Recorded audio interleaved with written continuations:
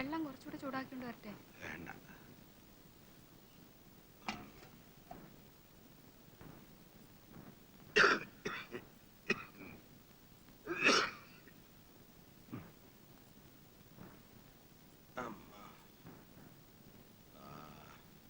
കുറച്ച് ദിവസമായില്ലേ നാടൻ മരുന്നും ആവി വളരൊക്കെ ആയിട്ട്. നമുക്ക് ഡോക്ടറെ കണ്ടുപിടിച്ചാൽ. ഓ, ഡോക്ടറെ കണ്ട അയാൾ 100 കൂട്ടം മരുന്ന് എഴുതി തരും. ഒരാവശ്യമില്ലെങ്കിൽ കിടക്കാൻ പറയും. അതൊക്കെ വലിയ ചെലവാ. അസുഖം വന്നാൽ ചെലവ് ചെയ്യാതെ എങ്ങനെയാ? ഇത് സാരമില്ലെന്നേ. മഞ്ഞ് കൊണ്ടാ പണ്ടേ എനിക്ക് ഉള്ളതാ ഈ അസുഖം. ജലദോഷത്തിൻ്റെയാ. വൈകുന്നേരം ആകുമ്പോൾ മാറും. രാത്രി ലോഡെടുക്കാൻ പോകണ്ട. അച്ഛനെ കാട്ടിലേക്ക് പോകുന്ന പണിയൊന്നും നിർത്ത്. അതുകൊണ്ടാണ് ഈ അസുഖം മുഴുവൻ. അസുഖം നോക്കിയിരുന്ന കാര്യങ്ങൾ നടക്കും.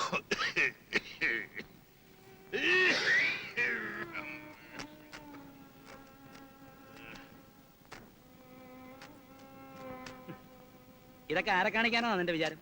ഏത്? പുറത്തിരുന്ന് ആവി പിടിക്കുക, എന്നിട്ട് ഇവിടെ ഈ ജനലിന്റെ ചോട്ടിലിരുന്ന് രാത്രിയിൽ എടുക്കാൻ പോകുന്ന ലോഡിനെ പറ്റി ഉറക്കെ പറയുക.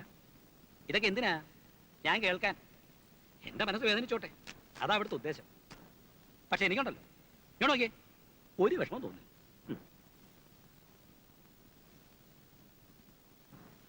പുറത്ത് മഞ്ഞ് വീണാ ജലദോഷം വരുന്ന ആളാണെന്നറിയാം. പിന്നെ എന്തിനാ ഇത്രയും ബുദ്ധിമുട്ട് രാത്രി ലോറി എടുത്ത് കാട്ടിലേക്ക് പോയത്? എന്നെ തോപ്പിക്കാൻ. കാണുന്നവര് പറയുമല്ലോ, ആ ശങ്കരൻ നായർ പാവം, കൃഷ്ണൻ ഉണ്ണി ദുഷ്ടൻ. പറഞ്ഞോട്ടടി, എനിക്കതുകൊണ്ടൊരു വിഷമമില്ലെന്ന്.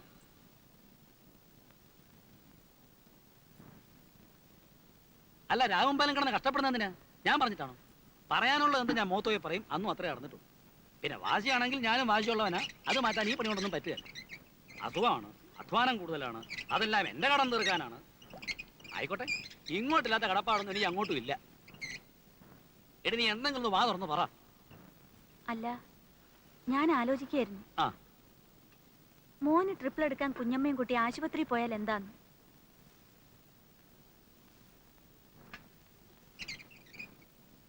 വിശക്കനുണ്ടല്ലേ? മോക്ക് വിശക്കനുണ്ടാ? എന്നോടാണോ? ആ, ഇല്ല. മുഖം കണ്ടാ തോന്നും വിശക്കനുണ്ടെന്ന്. എനിക്ക് കാലത്തെ ഭക്ഷണം ഒരു സുഖമില്ല, വല്ലാത്ത പരവശം. ഇവിടെ നല്ല മസാല ദോശ കിട്ടും. മോന് മസാല ദോശ വേണടാ. അവന് വേണമെന്ന്. കുഞ്ഞമ്മയൊന്നും മിണ്ടാതെ വന്നേ. ആ, ഗീതടുത്ത് എന്താ ഇവിടെ? മോന് ട്രിപ്പിൾ എടുക്കാൻ കൊണ്ടുവന്നതാ. ആരാ ആശുപത്രിയില്? അമ്മ കാലുകയറ്റിയൊന്ന് വീണു, ഫ്രാക്ചർ ഉണ്ട്. അയ്യോ, എന്നിട്ട് അറിഞ്ഞില്ലല്ലോ. ഏത് മുറിയില്ല? മോളില. ഞാനും വരാം. കുഞ്ഞമ്മ മോനെ ഒന്ന് പിടിച്ചേ. വരൂ.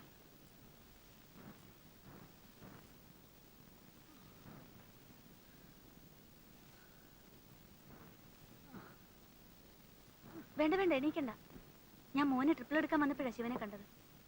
ഇപ്പൊ എങ്ങനെയുണ്ട്? ഓ, മേലാകെ വേദനയാ.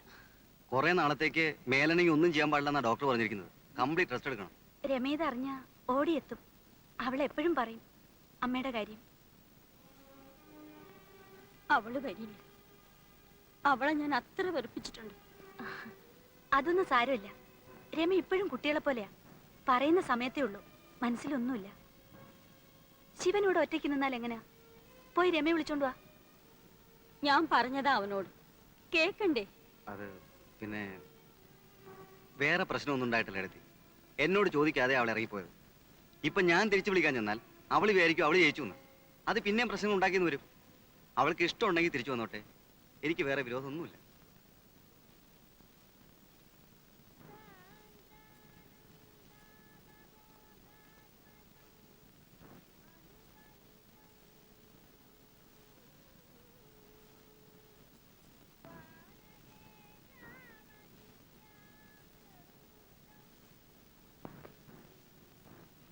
എന്നോട് മിണ്ടാൻ രമയ്ക്കും വിഷമമുണ്ടോ? പേടിക്കണ്ട. ഇവിടെ ആവുമ്പോ അച്ഛനും ചേട്ടനും ഒന്നും കാണില്ല. ഏടത്തി, അച്ഛന്റെയും ചേട്ടന്റെയും സ്വഭാവത്തിന്റെ ഒരു അംശം രമയുടെ സ്വഭാവത്തിലുണ്ടല്ലേ? അതുകൊണ്ടല്ലേ ഏടത്തി ഞാൻ അങ്ങോട്ട് വരികയോ ഏടത്തിയോട് സംസാരിക്കുകയോ ചെയ്താ അത് കൂടുതൽ പ്രശ്നങ്ങൾ ഉണ്ടാക്കിയാലോ എന്ന് വെച്ചിട്ടാ. മോനെ ഒന്ന് കാണാൻ എത്ര പ്രാവശ്യം ഞാൻ ആ ജനലിൽ കൂടെ നോക്കിയിട്ടുണ്ടെന്നോ? അതല്ല ഞാൻ പറഞ്ഞത്. നീ ശിവന്റെ വീട്ടിൽ നിന്ന് വന്നിട്ട് ഇപ്പൊ എത്ര നാളായി? നീ വന്ന വിവരം അറിഞ്ഞപ്പോ ആദ്യം തമാശയായിരിക്കും എന്നാ കരുതിയത്. പിന്നെ തോന്നി സൗന്ദര്യപ്പണക്കാണെന്ന്. ഇപ്പൊ കുറെ നാളായില്ലേ രമേ? എന്താ നീ ഉദ്ദേശിച്ചിരിക്കുന്നത്? അതൊന്നും ഏടത്തിക്കറിയില്ല. ഇല്ല, പക്ഷെ ഒന്നറിയാം, കൂടുതൽ അബദ്ധത്തിലേക്കാണ് ഈ പോക്കെന്ന്. നിന്റെ ഇഷ്ടത്തിന് നീ തന്നെ തെരഞ്ഞെടുത്ത ആളാണ് ശിവൻ, അല്ലേ? അങ്ങനെ എന്തെങ്കിലും അഭിപ്രായ വ്യത്യാസങ്ങൾ ഉണ്ടെങ്കിൽ തന്നെ അത് നിങ്ങളല്ലാതെ മറ്റാരും അറിയാതിരിക്കുന്നതാണ് നല്ലത്. എന്റെ സ്ഥാനത്ത് ഏർത്തിയായിരുന്നെങ്കിൽ ഇതിനു മുൻപ് അവിടുന്ന് പോന്നേനെ. ആ തള്ള അത്രയ്ക്ക് എന്നെ വേദനിപ്പിച്ചിട്ടുണ്ട്. അവര് പറയുന്നൊക്കെ ശിവൻചേട്ടന് വേദവാക്യ. എന്റെ വാക്കിന് അവിടെ ഒരു വിലയില്ല. ശിവനെ പ്രസവിച്ച് വളർത്തി വലുതാക്കിയത് ആ സ്ത്രീയാണ്. അവന്റെ മേൽ നിനക്കുള്ളതിനേക്കാൾ സ്വാതന്ത്ര്യം ആ അമ്മയ്ക്കുണ്ട്. എന്നുവെച്ച് അവർ ചെയ്യുന്നതൊക്കെ ശരിയാണെന്നല്ല ഞാൻ പറഞ്ഞു വരുന്നത്. സ്വന്തം മകനിലുള്ള സ്വാതന്ത്ര്യം പെട്ടെന്നൊരു ദിവസം മറ്റൊരു പെൺകുട്ടിക്ക് മുമ്പിൽ നഷ്ടപ്പെടുമ്പോൾ ചില അമ്മമാർക്ക് അങ്ങനെ തോന്നും. അതൊക്കെ കണ്ടില്ലെന്ന് വെക്കുകയാണ് വേണ്ടത്. ആ അമ്മ ഇനി എത്ര കാലം ഉണ്ടാവും? നാളെ ഒന്നിച്ച് ജീവിക്കേണ്ടവർ നിങ്ങൾ മാത്രമല്ലേ? ഞാനിന്നലെ ശിവനെ കണ്ടിരുന്നു. എവിടെ വെച്ച്? ആശുപത്രിയിൽ വെച്ച്. ആ അമ്മ സുഖമില്ലാതെ കിടക്കുകയാണ്. മറ്റൊരാളുടെ സഹായമില്ലാതെ കുറെ നാളത്തേക്കെങ്കിലും അവർക്ക് നടക്കാൻ കഴിയില്ല. എന്നെ വേദനിപ്പിച്ചതിന് ദൈവം കൊടുത്ത ശിക്ഷയാ. പക്ഷേ അത് നിന്നെ രക്ഷിക്കാനും കൂടിയാണ്. ഇതുപോലൊരവസരം നിനക്കിനി കിട്ടില്ല രമേ. ഒരു മരുമകളുടെ ആവശ്യം ഇപ്പോഴാണ് അവർക്ക് മനസ്സിലാക്കി കൊടുക്കേണ്ടത്. അത്ര ആവശ്യമുണ്ടെങ്കിൽ ശിവൻചേട്ടൻ വരട്ടെ എന്നെ വിളിക്കാൻ. വിവാഹം കഴിഞ്ഞാൽ ഭർത്താവിന്റെ വീടാണ് പെൺകുട്ടികളുടെ വീട്. സ്വന്തം വീട്ടിൽ അവൾ എന്നും ഒരു ഭാരമായിരിക്കും, നീ അടക്കം. സ്നേഹമുള്ളതുകൊണ്ട് മറ്റുള്ളവരാരും അത് പറയില്ലെന്ന് മാത്രം. ആരും വിളിക്കാതെ തന്നെ നീ തിരിച്ചു ചെല്ലണം. അവർക്കൊരാപത്ത് വരുമ്പോൾ നീ മാത്രമേ ഉണ്ടാവൂന്ന് അവർ മനസ്സിലാക്കണം. നോക്ക്, നിനക്ക് നല്ലത് വരണമെന്ന് ആശകൊണ്ടാ ഏട്ടത്തി ഇങ്ങനെ നിർബന്ധിക്കുന്നത്. രമേ, വേണ്ടെന്ന് വെക്കാൻ എളുപ്പമാണ്. പക്ഷേ കൈവിട്ടു പോകുന്നൊന്നും പിന്നീട് തിരിച്ചെടുക്കാൻ കഴിഞ്ഞെന്ന് വരില്ല.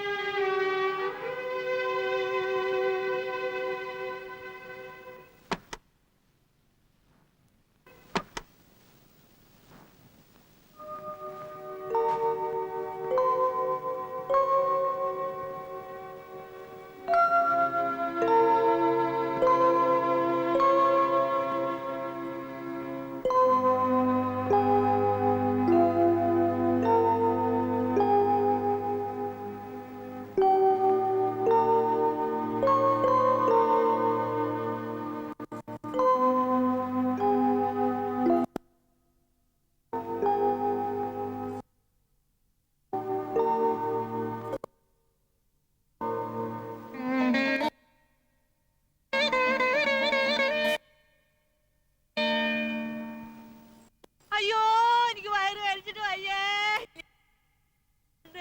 ഗുരുവായൂരപ്പ, അയ്യോ അയ്യോ, എനിക്ക് വയറ് കഴിച്ചിട്ട് അയ്യോ അയ്യോ, എനിക്ക് വയറ് കഴിച്ചിട്ട് വയ്യേ.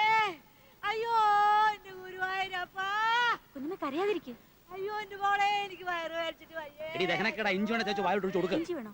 ഇഞ്ചി വേണ്ട, എനിക്ക് സാധാരണ വരാനുള്ളതാ. അയ്യോ അയ്യോ, നിങ്ങളത് പോയി ഡോക്ടറെ വിളിച്ചിട്ട് വരികേ. ഒരു ഡോക്ടറുടെ ആവശ്യമില്ലെന്ന്. ഇത് കണ്ടില്ലേ, വേഗം വിളിച്ചോണ്ട് വാ.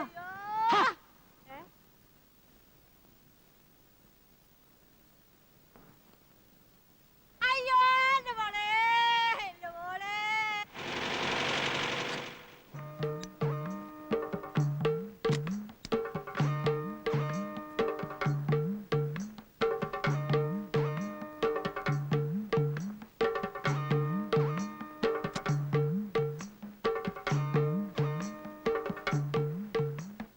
ഡോക്ടർ വന്നാ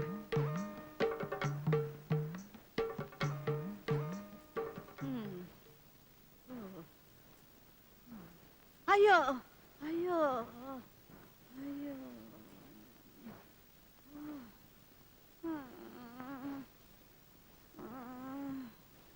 എന്റെ ഗുരുവായൂരപ്പ.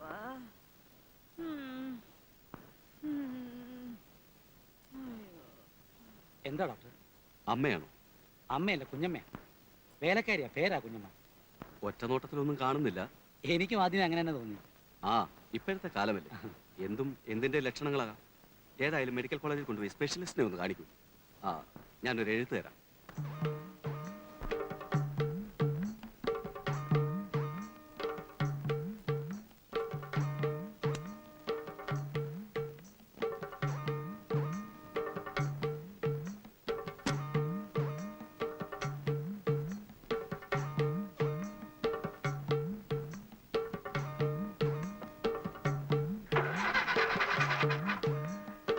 സാറേ,